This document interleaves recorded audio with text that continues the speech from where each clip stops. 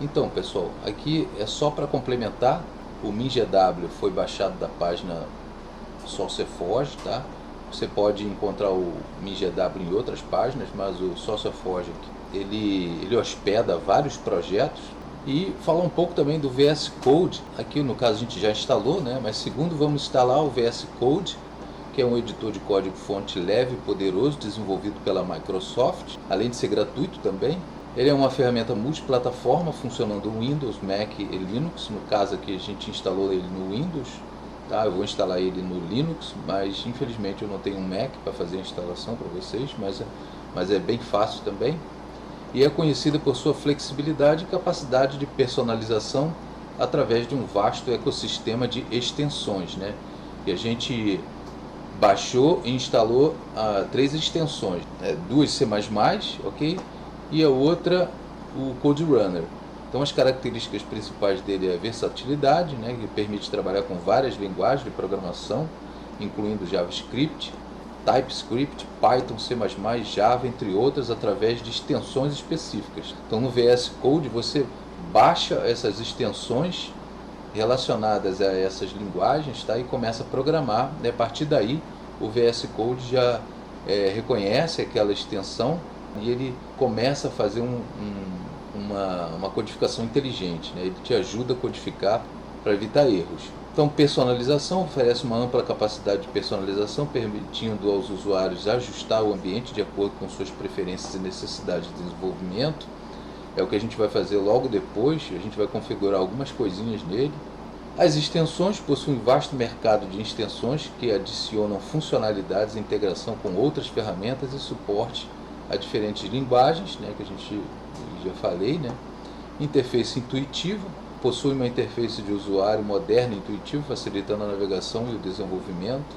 Comunidade ativa, conta com uma grande e ativa comunidade de desenvolvedores que contribui com extensões, dicas e suporte. Integração com o Git, oferece uma integração nativa com o Git, facilitando o controle de versão e o gerenciamento de projetos. O Git é um sistema de versionamento, né, onde você pode trabalhar o seu projeto com vários colaboradores.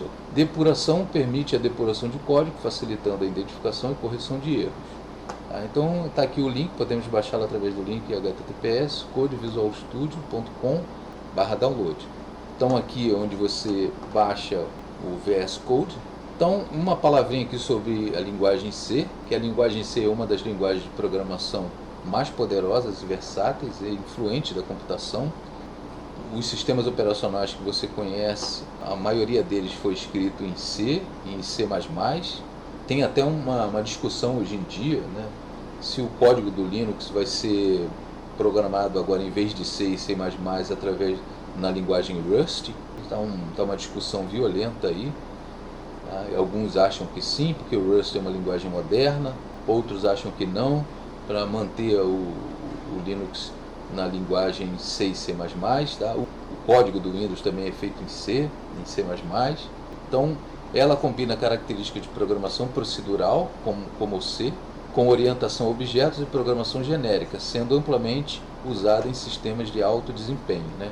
Uma das vantagens do C, do C++, é que são linguagens muito rápidas, né? Quando compiladas, elas têm uma grande velocidade, então é usada também em inteligências artificiais e automação e outras coisas, né? Então aqui tem dois símbolos, né? Uma de linguagem procedural e outra de linguagem orientada a objetos. A linguagem procedural é a linguagem que é baseada em procedures, né? Que são funções, tá? E a linguagem objeto é uma linguagem baseada em classes, tá? Que a gente vai ver depois, né? O que são classes, atributos e métodos. Na verdade, os métodos são funções dentro dessas classes e os atributos são as variáveis. Então eles deram um nome diferente. Os dois paradigmas são diferentes, tá? Tem uma certa familiaridade, mas são diferentes, né, a abordagem. Então aqui o que é uma IDE. Então a gente instalou a ideia do Visual Code. Então a IDE é a abreviação de Integrated Development Environment, ou Ambiente de Desenvolvimento Integrado. É um programa que reúne características e ferramentas de apoio ao desenvolvimento de software com o objetivo de agilizar esse processo. Antigamente eu me lembro muito bem que você programava, por exemplo, um bloco de textos, né? Então o bloco de texto ele não te auxilia, a probabilidade de você errar é muito grande, né? Então hoje em dia tem as IDEs que elas auxiliam o programador na codificação, para evitar erros, mas alguns erros são praticamente impossíveis de serem evitados, como são os erros de lógica, tá? Mas erros de sintaxe. A própria IDE te ajuda a colocar a sintaxe correta. Eu me lembro muito bem que programava em Clipper Summer 87, tá? E na época tinha um software bem legalzinho que era chamado Sidekick, que te ajudava a programar. Então, em resumo, uma IDE é como um centro de comando para programadores, fornecendo todos os recursos necessários para criar, testar e depurar software, tudo em um só lugar. Ele é um editor de código, permite escrever, editar e formatar o código. Ele também é um compilador, traduz o código-fonte para o formato que o computador pode entender. Ele depura, ou seja, ajuda a identificar e corrigir erros no código, tanto erros de sintaxe quanto erros de lógica, né? Ele vai ajudar você a detectar os erros de lógica através de breakpoints e valores de variáveis ali, né? Que você pode monitorar os valores das variáveis e outras formas de depurar código, né? Que não me vem à cabeça. Outras ferramentas, ou seja, incluem gerenciamento de projetos, integração com o sistema de controle de versão, que no caso é o Git, né? E muito mais. Então, claro que você não precisa de uma IDE para programar, né? Como falei, né? Assim, um simples bloco de notas ou algum programa que você possa digitar em texto puro, você pode programar, mas diante da complexidade das linguagens modernas, as linguagens estão cada vez mais complexas, uma IDE é essencial para gerenciar qualquer projeto atualmente, né? Eu me lembro muito bem que na época que eu programava em Clipper Summer 87, a linguagem C++ estava começando a entrar no mercado e ela já vinha com esse paradigma de orientação a objetos. Para mim, na época, era uma coisa assim alienígena, de outro mundo, né? Eu nem seguia essa modernidade. Então, IDEs mais conhecidas, né? Existem várias IDEs populares, como o Visual Studio Code, o IntelliJ, né? A IDEA, o Eclipse e muitas outras, né? Então, você está vendo aí, por exemplo, tem o PyCharm, para quem gosta de programar em Python, né? Inclusive depois a gente vai ver uma série também sobre Python, tá? O basicão de Python. O Visual Studio Code, que a gente acabou de instalar. Sublime Text. O Vim, que é usado no Linux, tá? Assim, digamos assim, é um pouco mais tosco, né? O GNU Emacs, né? Tem o Spider, também você pode programar, se eu não me engano, em Python, né? O Atom, o Jupyter, que é muito legal, né? Você pode abrir lá o seu navegador e começar a programar em Python. O Eclipse, tá? O IntelliJ, a IDEA, que a gente já viu, né? O Notepad++ também é interessante, mas é um pouquinho mais simples. Ele é um Notepad, só que com esteroides, né? Tem também um que é muito popular, que é o Falcon C++. Ele dá os avisos em português, isso aqui é legal, né? Para quem não gosta muito de inglês, tá? Tem o CodeBlocks, que também é muito popular.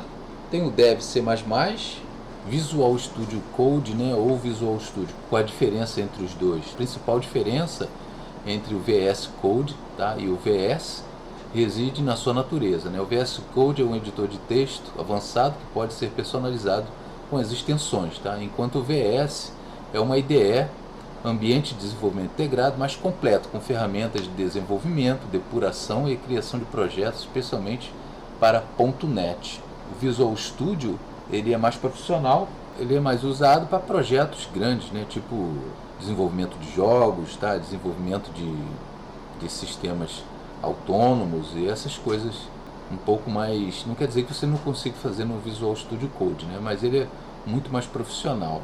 E o Visual Studio Code é mais para projetos não tão grandes assim. Então aí você tem o Visual Studio Code, você pode personalizar ele, pode botar, por exemplo, extensões para linguagem Go, PHP, JavaScript, Ruby, C, C++, etc. Um outro detalhe também é que o Visual Studio, se eu não me engano, ele só tem para Windows.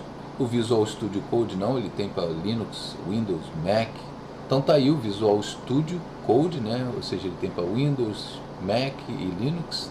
O Visual Studio ele tem a parte Community, você pode baixar e usar. Essa versão é mantida aí pela comunidade. E tem a parte paga, né? Que é o Professional Enterprise. E aí você baixa e você tem 30 dias para saborear aí o programa, e depois você tem que pagar. Tem a parte Community, que também é legal, mas não tem o suporte que a Professional Enterprise tem. Só pode ser usado no Windows. Aqui um pouco do processo de compilação. Você tem o Source Code, né, que nada mais é do que o seu programa ali em texto puro, né, que pode estar em C, pode .h, .cpp, que é o C++, pode estar em qualquer outra linguagem, Python. Depois é adicionado ao seu programa os includes, né, ou seja, os outros códigos são pré-compilados, né.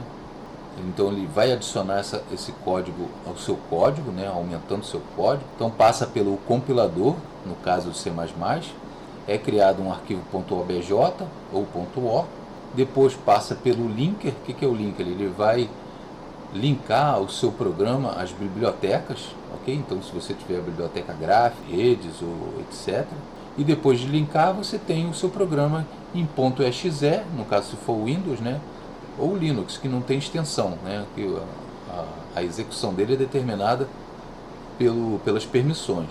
Então isso aqui é o processo todo de compilação do seu programa, né? Então ele passa aí por essas fases aí até você ter o seu aplicativo aí funcionando, né? Antigamente a gente chamava programa, né? Hoje em dia é aplicativo, né? Aplicativo, programa. Então é isso aí que eu queria passar, né? Essa parte aí bem rapidinho aí para você não ficar voando. Esse era o Sidekick, que me ajudava na época a programar, por exemplo, em Clipper CMR87. Era um programinha muito legal. Quando você dominava ele, você fazia miséria, entendeu? Ele te ajudava bastante, bastante mesmo. Eu tinha esses dois livros, né, do Clipper CMR87, que era o livro da época, né, que fez muito sucesso, né? Muita gente aí usou esses dois livros para começar a programar em CMR87.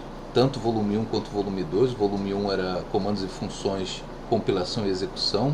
E o volume 2, né, era para rede local, utilitários, a construção do sistema, guia de programação rede local. Para onde eu ia, eu levava esses dois livros.